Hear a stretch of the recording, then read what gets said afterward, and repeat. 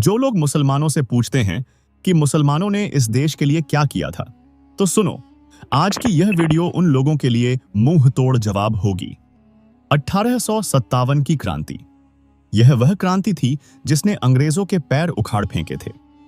यह क्रांति हिंदुस्तान की पहली जंगे आजादी थी। 1857 की क्रांति वह पहली और आखिरी क्रांति थी जिसमें हिंदू और मुसलमानों ने मिलकर भारत देश के लिए कुर्बानियां दी थी। आज की इस वीडियो में आपको बताऊंगा कि 1857 की क्रांति में मुसलमानों का क्या योगदान था, कितने मुसलमानों ने इस क्रांति में अपनी जान की कुर्बानियां दी और वह क्या वजह थी जिनकी वजह से यह क्रांति शुरू हुई और फिर नाकामयाब हो गई। दोस्तों, वैसे तो 1767 में टीपू सुल्तान और उनके पिता हैदर अली ने अंग्रेजों से जंग करके पहले ही यह पैगाम दे दिया था कि मुसलमान अंग्रेजों को इस देश में बिल्कुल बर्दाश्त नहीं करेंगे। मगर असल जंगे आजादी शुरू होती है 10 मई 1857 को, जब मेरठ की अंग्रेजी फौज में शामिल भारतीय सिपाहियों ने अंग्रेजों के खिलाफ विद्रोह छेड़ दिया था।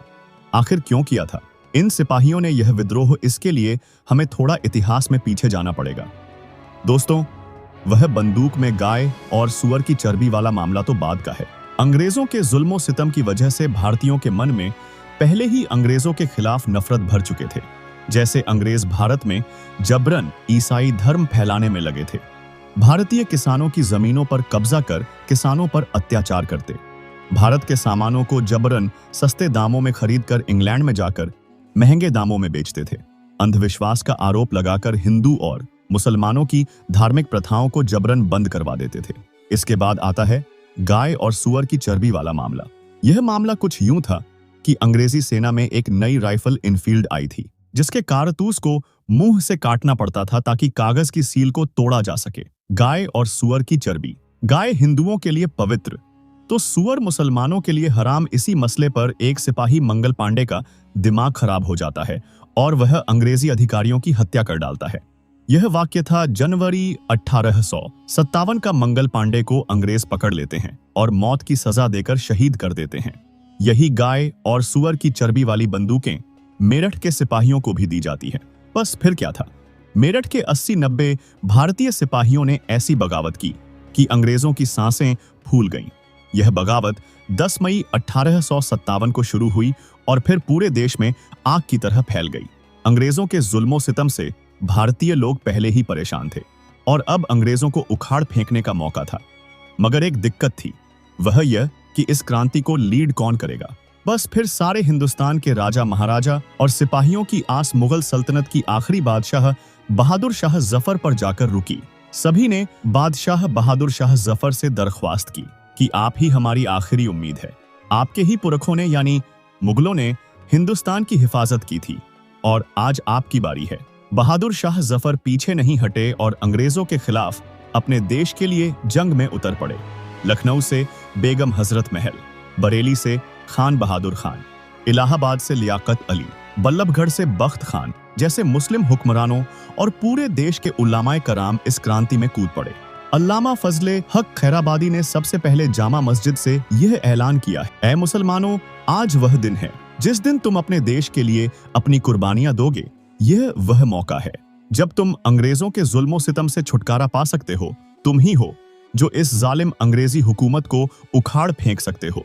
बस फिर क्या था, देश का हर मुसलमान अपने देश की आजादी के लिए सड़कों पर उतर आया और अंग्रेजों से लोहा लेने को तैयार हो गया। अंग्रेजों से जब ये जंग ना संभली, तब जालिमों ने मासूम औरतों और बच्चों को निशाना बनाना शुरू कर दिया। अवाम को जहां देखते वही गोली मार देते। कईयों को लाल किले और जामा मस्जिद में ही जिंदा जला दिया गया। कईयों को फांसी पर लटका दिया गया। मगर फिर भी मुसलमान ना रुके, ना डरे। अंग्रेजों से लड़ते हुए बहादुर शाह जफर अंग्रेजों के हाथ आ जाते हैं। अंग्रेज उनको रंगून, जो आज के म्यांमार में है, कैद कर देते हैं। यकीन मानिए, बहादुर शाह जफर ने इस देश के लिए जो कुर्बानी दी थी वो किसी और ने शायद ही दी होगी। अंग्रेज एक सुबह बहादुर शाह जफर के लिए नाश्ते का इंतजाम करते हैं। बहादुर शाह जफर मना कर देते हैं, मगर फिर भी अंग्रेज जबरदस्ती 3 थालों को लाल कपड़े से ढककर उनके सामने रखते हैं। जब बहादुर शाह जफर तीनों थालों से कपड़ा हटाते हैं, वहां उनके 2 बेटों और 1 पोते के सर रखे होते हैं। सोचिए, एक बाप पर क्या बीती होगी जब उसके नाश्ते में उसी के बेटों के सर रख दिए गए। ये थे वो मुगल जिन्होंने अपने देश के लिए अपने बेटों तक को कुर्बान कर दिया था, और तुमसे 52 सालों तक देश का तिरंगा तक नहीं फहराया गया। बात करते हो देशभक्ति की। बहादुर शाह जफर के शहीद हो जाने के बाद मुगल सल्तनत हमेशा के लिए खत्म हो गई। फजले हक खैराबादी को भी पकड़ लिया गया और काला पानी की सजा सुना दी गई, जिससे वो वहीं शहीद हो गए। अंग्रेजों को सबसे ज्यादा मुसलमानों ने नुकसान पहुंचाया था, इसलिए अंग्रेजों ने मुसलमानों को टारगेट किया और जहां भी मुसलमान दिखते उनको गोली मार दी जाती। अंग्रेजों ने यह इल्जाम लगाया कि यह क्रांति मुस्लिम उलेमाओं और मौलवियों की वजह से छिड़ी है। इसी वजह से अंग्रेजों ने मुस्लिम उलेमाओं पर जो जुल्मों सितम ढाए थे, वो सुनकर आपके आंसू नहीं रुकेंगे। इस्लाम के मुजाहिद उलमाओं को अंग्रेजों ने कानपुर से फर्रुखाबाद के बीच के हर पेड़ पर फांसी से लटका दिया। इसी तरह दिल्ली में ऐसा कोई पेड़ नहीं बचा था जिस पर मुसलमानों की लाशें ना लटकी हों, और जब सारे पेड़ खत्म हो गए तब अंग्रेजों ने मुस्लिम उलेमाओं को नंगा करके बीच मैदान में जिंदा जला दिया था।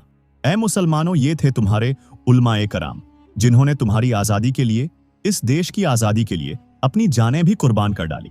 हिंदुस्तान टाइम्स की रिपोर्ट के मुताबिक 1857 की क्रांति में 5 लाख मुसलमानों ने अपनी जान की कुर्बानी दी थी। सिर्फ दिल्ली में ही 27,000 उल्लामाए कराम को फांसी पर लटका दिया था। कहां है वो फर्जी देशभक्त जो मुसलमानों से देशभक्ति का सबूत मांगते हैं। 1857 की क्रांति लगभग 2 सालों तक चली, मगर कामयाबी नहीं मिली। अंग्रेजों को अब तक ये अंदाजा हो गया था कि हिंदुस्तान पर उनके राज करने के दिन अब खत्म होने वाले हैं। अंग्रेजों ने इस क्रांति का सारा इल्जाम मुसलमानों पर लगाया, और यह सच भी था कि मुसलमानों ने ही 1857 की जंग में सबसे ज्यादा बढ़ चढ़कर हिस्सा लिया था। इसके बाद अंग्रेजों ने अपना बदला मुसलमानों और खासकर मुस्लिम उलेमाओं पर इस कदर उतारा कि हजारों उलामाए कराम को सरेआम फांसी दे दी गई। हजारों को जामा मस्जिद और लाल किले के बीच मैदानों में नंगा करके जिंदा जला दिया गया।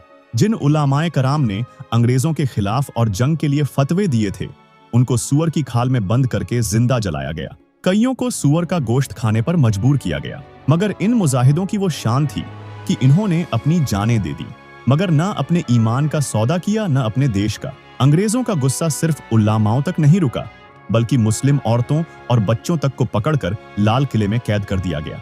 एक दिन सभी को लाल किले के खूनी दरवाजे से बाहर निकलने को कहा गया। जैसे जैसे औरतें और बच्चे बाहर निकलते गए, वैसे वैसे सबको गोलियों से भून दिया गया और बचे हुए मुसलमानों को तोप के मुंह पर बांधकर उनको तोप से उड़ा दिया गया।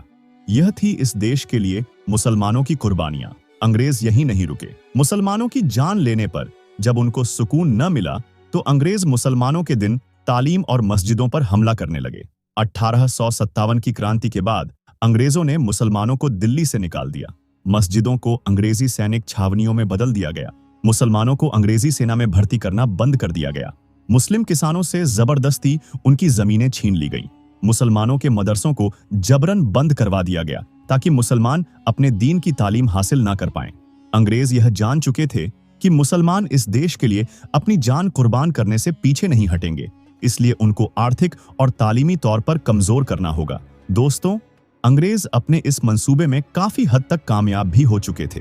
दोस्तों, 1857 की क्रांति के असफल होने के कुछ कारण यह थे कि कई राजा महाराजाओं ने इस क्रांति में अंग्रेजों का साथ दिया था, जिनमें पंजाब के सिख और राजस्थान के अधिकतर राजपूत राजा शामिल थे। दूसरा कारण यह था कि भारतीय आवाम के पास हथियारों की कमी थी, और सबसे बड़ा कारण तो यह था कि इस क्रांति की शुरुआत होने की तारीख 31 मई रखी गई थी, मगर यह क्रांति तय वक्त से पहले 10 मई को ही छिड़ गई थी। इसी वजह से सही ढंग से लोग एकजुट होकर अंग्रेजों से नहीं लड़ पाई थी। पढ़ लो मुसलमानों, तुम्हारा इतिहास दम तोड़ रहा है। तो दोस्तों, हमारी जिम्मेदारी थी आप तक यह जानकारी पहुंचाना। आपका भी यह हक बनता है कि इस वीडियो को ज्यादा से ज्यादा लाइक शेयर करें ताकि तमाम लोगों तक यह वीडियो पहुंच सके। आखिर में यही कहूंगा, चैनल में पहली बार आए हैं तो चैनल को भी सब्सक्राइब कर ले ताकि आपकी सपोर्ट से हमें वीडियो बनाने में मदद मिले। फिर मिलते हैं एक नई वीडियो में, तब तक के लिए खुदा हाफिज।